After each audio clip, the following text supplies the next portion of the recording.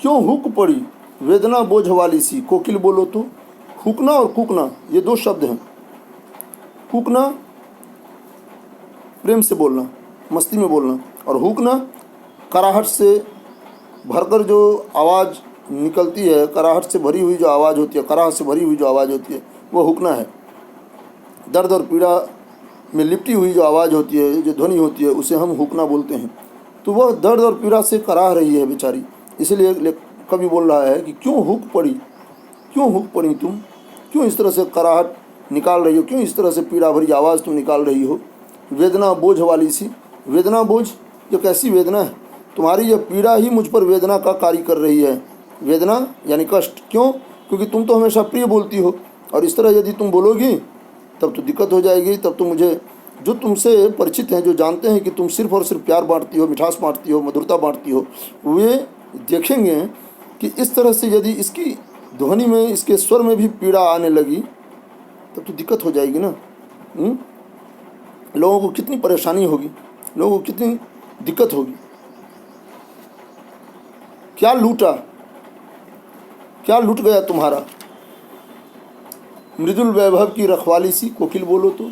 मृदुल वैभव की रखवाली, मिठास की रखवाली तुम करती हो, मिठास की प्रतीकात्मकता तुम में बसती है, मिठास की प्रतीकात्मकता तुम में बसती है, मिठास मधुरता का प्रतीकात्मक रूप तुम में बसा हुआ है।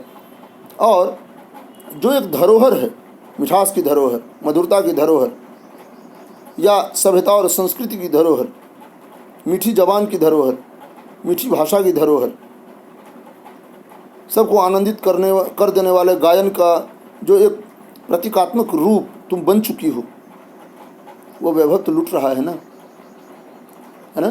मृदुल वैभव की रखवाली सी, क्या तुम्हारा वह मृदुल वैभव वाला जो रूप है उस पर आघात हुआ है, इसीलिए तुम रो रही हो, इसीलिए तुम हुक रही हो, कोकिल बोलो तो। क्या हुई बावली अर्धरात्रि को चीखी, कोकिल बोलो तो। किस दावानल की ज्वालाएं हैं दिखी, कोकिल बोलो तो। क्या हुई बावली, बावली बोलते हैं पागल को। तुम क्या पागल हो गई हो, क्या हुआ ऐसा, क्यों पागलपन आ रहा है जो इस तरह तुम हुक रही हो। अर्धरात्रि को चीखने वाली, क्यों आधी रात में चीख रही हो, कोकिल बोलो तो। किस दावानल की ज्वालाएं हैं दिखी, कोकिल बोलो तो। दावानल, जंगल में अपने आप जो आग लगती है उसे दावानल बोलते हैं, और सागर में, महासागर में जो अपने आप आग लगती है उसे बड़वानल बोलते हैं। दावानल और बड़वानल, समुद्र में अपने आप लगने वाली आग बड़वानल, जंगल में अपने आप लगने वाली आग दावानल। कोयल जंगलों में रहती है, घर परिवार में भी रहती है, हमारे बगीचे में भी रहती है, घर आंगन के आसपास जो जंगल झाड़ होते हैं वहाँ भी कोयल रहती है। इसीलिए कवि बोलता है कि जहाँ तुम रहती हो, जिस जंगल में तुम्हारा बसेरा है, क्या वहाँ दावानल लग गया, दावानल आ गया, जो इस तरह तुम आकर यहाँ चीख रही हो, आधी रात में आग लग गई तुम्हारे घर में, तुम्हारे जंगल में, क्यों इस तरह से तुम चीख रही हो, क्या हुआ, क्या दावानल की ज्वालाएं तुमने देख ली, क्या हुआ ऐसा, कोकिल बोलो तो। क्या देख न सकती जंजीरों का गहना, हथकड़ियाँ क्यों यह ब्रिटिश राज का गहना, कोल्हू का चर्रक चूं जीवन की तान, गिट्टी पर अंगुलियों ने लिखे गान, हूँ मोट खींचता लगा पेट पर जुआ, खाली करता हूँ ब्रिटिश अकड़ का कुआं, दिन में करुणा क्यों जगह रुलाने वाली, इसलिए रात में गजब ढा रही आली। क्या बात है, अपनी तरफ से ही कोयल से प्रश्न किए जा रहा है, कवि किए जा रहा है। और ऐसा लगता है, अब चूंकि संवेदना जहाँ होती है वहीं कविता उपजती है, कवि संवेदनशील है और वह बहुत ही वेदना का अनुभव करते हुए कोयल के प्रति आकृष्ट हो रहा है। क्यों ये इस तरह से हुक रही है, क्यों इस तरह से हुक रही है, तब उसे लगता है जैसे कोयल बोल रही हो अपनी हुक के माध्यम से। क्या उसे लगता है जैसे कोयल बोल रही हो कि मैं, ये जो तुम जंजीरें पहने हुए हो, यहाँ जो तुम हो, हाँ, इससे संबंधित उसे लगता है जैसे कोयल प्रश्न कर रही हो कि ये जंजीरें तुमने क्यों पहन रखी हैं, हथकड़ियाँ क्यों हैं, यहाँ कोल्हू में जो चर्र चूँ की आवाज़ आती है यह क्यों है, गिट्टियों पर जो तुम्हारी उंगलियाँ चलती हैं, है ना, या पेट पर मोट बोलते हैं, पेट में रस्सा लगाकर जुए को खींचना, जो कोल्हू होता है ना, कोल्हू में एक डंडा लगा होता है उसको मोट बोलते हैं, उसके नीचे रस्सी लगी होती है और वह कमर में लगाकर उसे जानवरों की तरह घुमाया जाता है कैदी को। जो जो घूमता है गोल गोल तो वह मोटा डंडा भी घूमता है और उसके साथ वह लगी चक्री घूमती है, और उसमें एक कटोरा होता है, बहुत बड़ी कटोरी होती है, बहुत बड़ा कटोरा होता है, उसमें जो अनाज डाला जाए, जो तिलहन या दलहन जो भी डाला जाए वो पिस जाता है। तो इस तरह से तेल पिरवाने का काम वहाँ क्या करते हैं अंग्रेज लोग, या क्या करते थे वे लोग। तो उन्हीं से उसे लगता है जैसे मैं जिन समस्याओं से यहाँ जूझ रहा हूँ उन्हीं समस्याओं से संबंधित प्रश्न कोयल कर रही हो।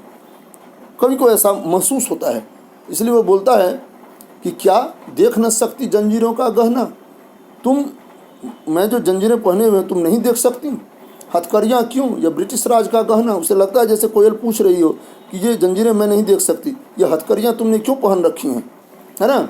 तो इस पर कवि बोलता है, अब खुद ही उसके मन में कोयल की तरफ से भी ऐसा लगता है जैसे कोयल जो बोल रही हो उसके मन में वही उपज रहा हो, और ये खुद ही उसे जवाब देता है। कोयल की तरफ से भी खुद बोलता है और उस प्रश्न का जवाब भी ये खुद ही देता है कि यह हथकड़ियाँ क्यों, यह ब्रिटिश राज का गहना। उसे लगता है जैसे कोयल बोली कि हथकड़ियाँ क्यों पहन रखी हैं। इस पर वह बोलता है कि यह हथकड़ियाँ नहीं हैं, ये तो ब्रिटिश राज का गहना है, अंग्रेज़ों का गहना है। कोल्हू का चर्रक चूँ जीवन की तान, तुम जो बोलती हो एक कोयल कि ये कोल्हू का चर्र चूँ यह स्वर क्यों आता है, कोल्हू की चर चूँ क्यों आती है, कोल्हू की चर्रक चूँ आवाज़ क्यों आती है, तो यह तो जीवन की तान है ना। तान बोलते हैं ऊंची आवाज़ में गाने को, गीत का ऊंचा स्वर ही तान है। गिट्टी पर उंगलियों ने लिखे गान, और जो गिट्टियाँ मैं तोड़ता हूँ या यहाँ के मजदूर यहाँ के कैदी तोड़ते हैं, है ना, वे गिट्टियाँ नहीं हैं, उन पर उंगलियों से टन टन की जो आवाज़ होती है तो ऐसा लगता है जैसे उंगलियाँ उसमें जीवन संगीत भर रही हों। ये एक एक गिट्टी एक एक गीत है, और गिट्टियों का यह ढेर समस्त जीवन का प्रतीक। हूँ मूठ खींचता लगा पेट पर जुआ, पेट में रस्सा लगा कर यह जो है मूठ में खींचता हूँ, है ना। खाली करता हूँ ब्रिटिश अकड़ का कुआं, खाली करता हूँ ब्रिटिश अकड़ का कुआं, अर्थात अंग्रेज हमें कैद में डालकर सताकर हमारा साहस तोड़ना चाहते हैं, और हम निडरता से सारे के सारे जुल्म अत्याचार सह कर हम उन्हें जवाब देना चाहते हैं कि तुम अत्याचार करते करते थक जाओगे, लेकिन हम अत्याचार सहते सहते नहीं थकेंगे।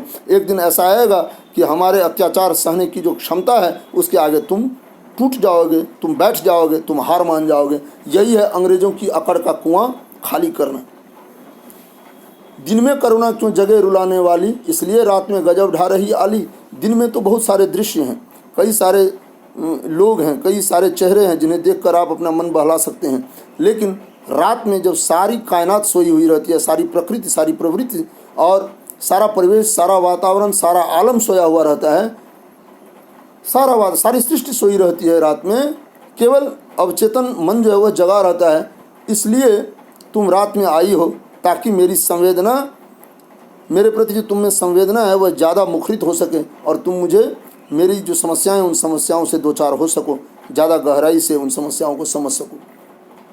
इस शांत समय में अंधकार को बेध रो रही क्यों हो, कोकिल बोलो तो। ये जो शांत समय है, ये जो एकांत समय है, इसमें इस अंधकार को, सारी प्रकृति सोई हुई है, इसमें इस अंधेरे को चीरते हुए जो तुम्हारी आवाज़ निकलती है, जो दिल को भी छेद कर जाती है, इस तरह क्यों रो रही हो ए कोयल, बोलो तो जरा। चुपचाप मधुर विद्रोह बीज इस भांति बो रही क्यों हो, कोकिल बोलो तो। चुपचाप सब शांत हैं, है ना, और तुम मधुर विद्रोह बीज बोल रही हो। मधुर इसलिए क्योंकि तुमको हुकती भी हो तो उसमें मिठास है, और विद्रोह बीज तुम जो पूरे देश को एक कैद खाने के रूप में देख रही हो, इसके लिए तुम मेरे जैसे जितने भी कैदी हैं, इसलिए तुम जेल में आई हो, जेल की मुंडेर पर बैठी हो कि मेरे जैसे जितने भी कैदी हैं उनमें उत्साह भर सको कि उठो, जगो, आगे निकलो और अपने देश की इस पराधीनता की जो हथकड़ियाँ हैं, जो बेड़ियाँ हैं, जो जंजीरें हैं, इनको तोड़कर अपनी मातृभूमि को स्वतंत्र करो, मातृभूमि को तुम आज़ादी दिलाओ, मातृभूमि को तुम मुक्त करो इन सारी की सारी समस्याओं से। इस भांति बो रही क्यों हो, कोकिल बोलो तो।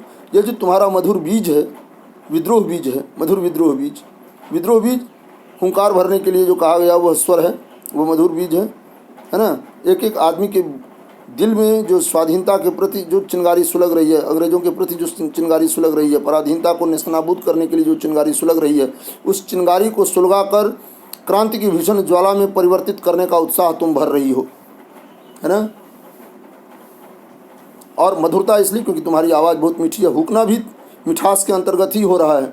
ए मेरी कोयल, इस भांत तुम सबके दिलों में जो क्रांति के बीज बो रही हो, क्यों बो रही हो, जरा बोलो तो। अब देखिए कवि क्या बोलता है।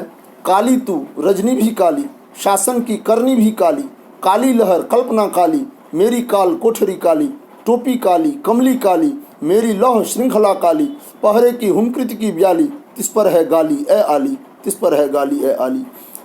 काला शब्द है, इसके कई सारे मापदंड यहाँ खड़े कर दिए गए हैं, कई सारी व्यवस्थाएं यहाँ कर दी गई हैं, कई सारी बातें यहाँ कर दी गई हैं। काली तू क्या बोलता है? सबसे पहले तू काली है कोयल, और यहाँ देखिए रजनी यानी रात, रात भी काली है। शासन की करनी भी काली, शासन यानी अंग्रेजों का जो प्रशासन है, करनी यानी कर्तव्य, यह भी कर्तव्य भी काला है इनका। काला यानी बुरा, यहाँ काला नकारात्मकता का प्रतीक है, अंधकार जो है नकारात्मकता का प्रतीक और प्रकाश सकारात्मकता का प्रतीक होता है। काली लहर कल्पना काली, काली लहर यह जो भ्रष्टाचार का महासागर यहाँ लहरा रहा है, इसमें जो एक एक सोच उभरती है, उस सोच की लहर जो है वह भी काली है। यानी ये हमेशा हमें तबाह बर्बाद करने की बातें सोचते रहते हैं, कभी हमें सुख से चैन से रहने की बात नहीं सोचते। ये हमेशा हमें नकारात्मकता के महासागर में डुबोने की बातें सोचते रहते हैं। ये हमेशा हमें तंग करने और हमारी हिम्मत को तोड़ देने की बातें सोचते रहते हैं। काली लहर कल्पना काली, इनकी कल्पनाएं भी काली हैं, हमारे हित में इनकी कल्पनाएं नहीं होती। कल्पना में भी हमें सताए जाने का भाव इनमें भरा हुआ होता है। मेरी काल कोठरी काली, और मेरी जो काल कोठरी है, भयानक कोठरी है, यह भी तो काली है। टोपी काली, कमली काली, वहाँ काली टोपी दे दी गई है। कमली यानी कंबल भी काला है। मेरी लौह श्रृंखला काली, ये जो मेरी लौह श्रृंखलाएँ हैं ये भी काली हैं। पहरे की हुंकृत की ब्याली, पहरे की हुंकृत की ब्याली, जेल में क्या होता है, हर एक घंटे पर कैदियों को जगा दिया जाता है, यह जानने के लिए कि कोई कैदी षड्यंत्र तो नहीं रच रहा, कोई कैदी यहाँ से फरार होने की योजना तो नहीं बना रहा है ना। इसलिए एक एक घंटे पर हर कैदी को जगा दिया जाता है। जब तक वो आवाज़ नहीं देगा तब तक पहरेदार हटता नहीं। हर एक घंटे के बाद कोई सोएगा, फिर एक घंटे बाद अब उसकी जो नींद में होता है, उसकी जो नींद है वह टूट जाती है, नींद उसकी पक्की होती नहीं। जब तक नींद पड़े तब तक फिर एक घंटे में उसकी नींद उचट जाती है। इस तरह उसे परेशान किया जाता है, हर कैदी को परेशान किया जाता है। तो वह किसी ब्याली यानी नागिन, एक एक घंटे पर जो पहरेदारी करके जगाया जाता है हर कैदी को, यह किसी नागिन के समान है। किस पर है गाली ए आली, और उस पर यदि न जगो, सब कुछ करो, सारी व्यवस्थाएं मानो, इस पर भी अंग्रेज अफसर जो हैं वहाँ गालियाँ देते हैं, ए आली, है ना, ए मेरी प्यारी, आली यानी सहेली, सखी, इस पर भी गाली, सब कुछ सहो बर्दाश्त करो, इस पर भी गालियाँ ही खाओ। मतलब यह है कि यहाँ तो हर चीज़ भ्रष्टाचार के अंधकार में सो एकदम छिपा हुआ है, ढका हुआ है। सारी चीज़ें यहाँ भ्रष्टाचार के अंधियारे में सो जमी हुई हैं। सारी चीज़ों को भ्रष्टाचार के गर्त में डाल दिया गया है, अंधकार के भ्रष्टाचार के अंधकार के गर्त में डाल दिया गया है। इस भयानक कठिन जगह पर, इस दुस्साध्य जगह पर तुम क्यों आई हो मेरी प्यारी कोयल, बोलो तो। अगले एपिसोड में। धन्यवाद।